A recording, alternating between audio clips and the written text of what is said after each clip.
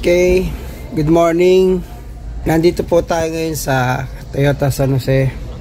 Meron po dito naka-display na Corolla. I think this is G. Model po na hybrid. Corolla Cross hybrid. Ang maganda po ngayon dito, na-upgrade na, ginawa na nilang leather wrap yung steering wheel. Ang sarap po. Leather wrap, tapos fabric. Okay, meron tayong yung shift knob natin V, reverse, neutral, drive, tsaka V. Yung V po, ano ginagamit po tong V once po na, 'di ba, nasa medyo malalim po kayo na lusungin, ganyan, steep. Then let's say Baguio. Yung Baguio po, 'di ba, sa Cannon Road medyo malalim po ng mga palusong. So, no need nyo na pong tapakan yung brake. Ang kasama din po nito ay nag-charge na rin po yung battery. Nagre-regenerate po. Ayun pong para po siya naka-brake na po, nakatapak na po yung brake. No need nyo na pong i-brake yung sasakyan nyo.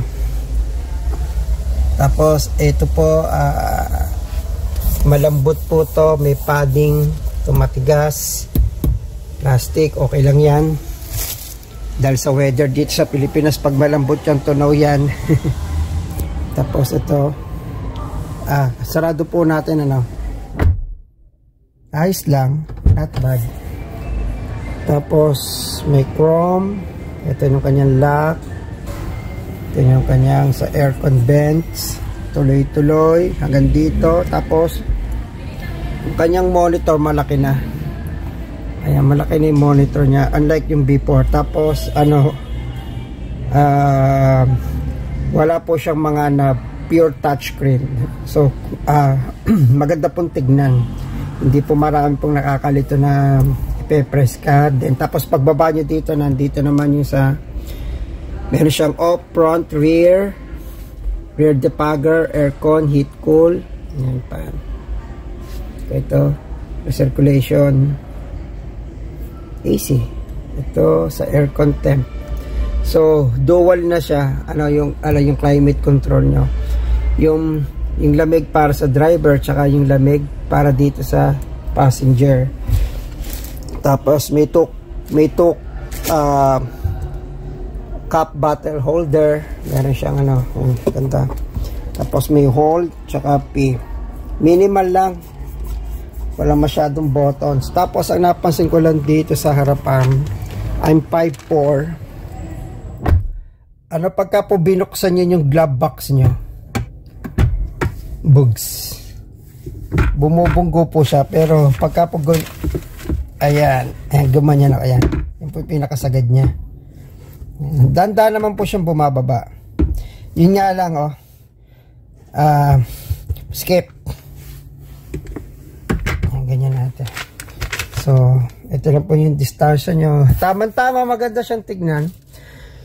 Bulky siya sa akin. Okay naman. Tapos, meron siyang camera. So, kung namo-monitor po yung camera. Din po sa front. Meron siyang recording. Then, tapos, hindi po siya auto-dimming. Nag-against the light lang po eh. Ayan, tapos ganito yung kanyang mga pindutan. Tapos meron siyang ilaw dito, meron din siyang ilaw. Okay, generous Tapos meron din siyang grab handle. Meron din dito sa akin. Yan. Tapos okay, sige po. So ang 5'4" po is ako. Ito po yung aking backrest. Sukat po yung backrest ko, ganito, tama lang. Tapos ito po yung distance ng aking seat, yung position. Testingin po natin dito sa likod. Okay, nasa likod po tayo ngayon. Ito po ang gap. Yan po ang gap. Tapos may aircon vent din po dito sa likod. Leather. Ito po yung kanyang back seat. Excuse me. So, ito rin po yung aking driving position. At ito po pala, nare-recline pa po ito. Ano? Nakasagad na po itong recline. Tingnan nyo, hindi siya pantay. Kung i-recline ko rin po sa likod ko, yan, may recline din po siya. Ayan, meron po siyang buttons. Ayan.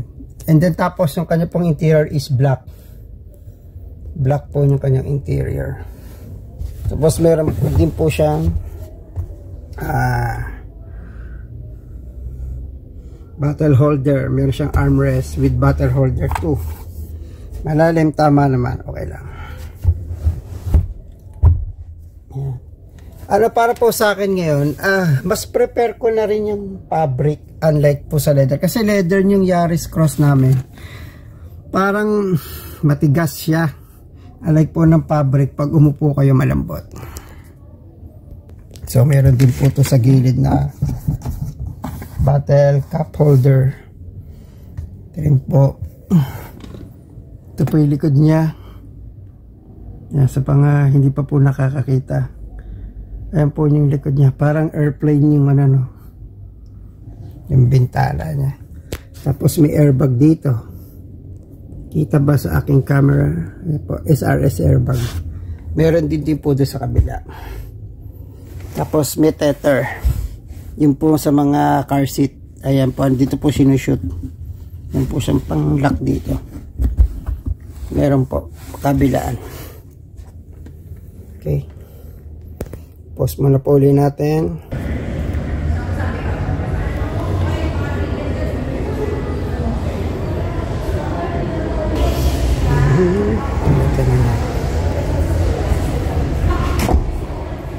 Kulay gray siya.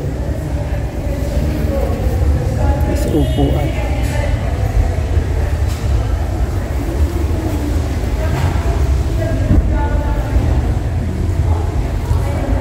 Uh, 21560R17 96H.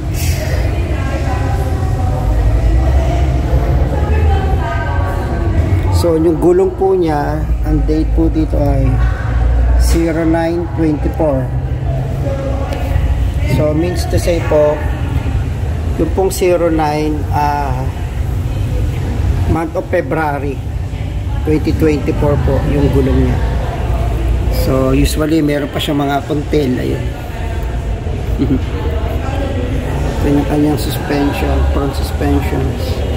Video natin yung ilalim. Sana makita.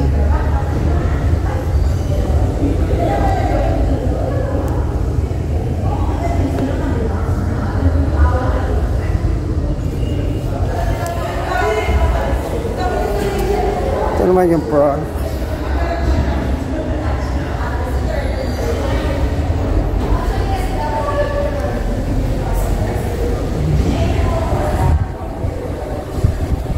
Meron po tayong short quick tour HEB.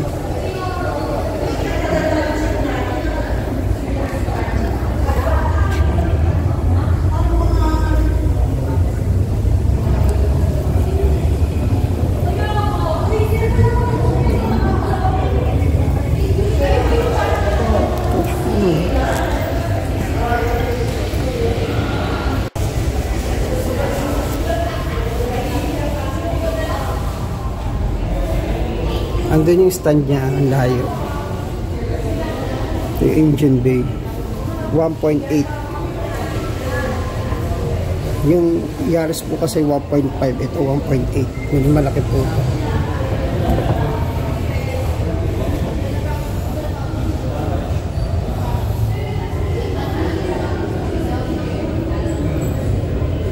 Relay and fuse.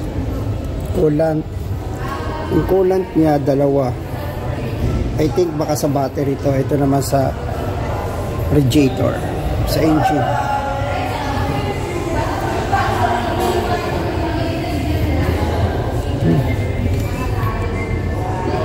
Ito yung ano niya. So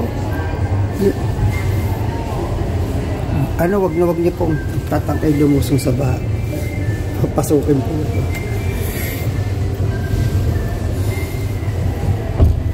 cleaner. Ito yung motor.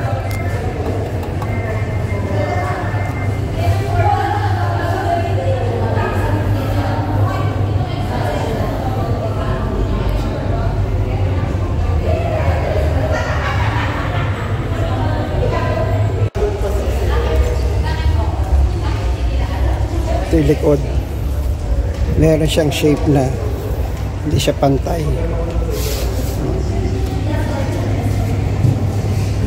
Malalim siya. Malalim. Okay guys, napansin ko pala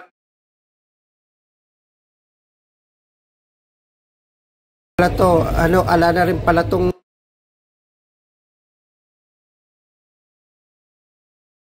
lata, yung yero, yung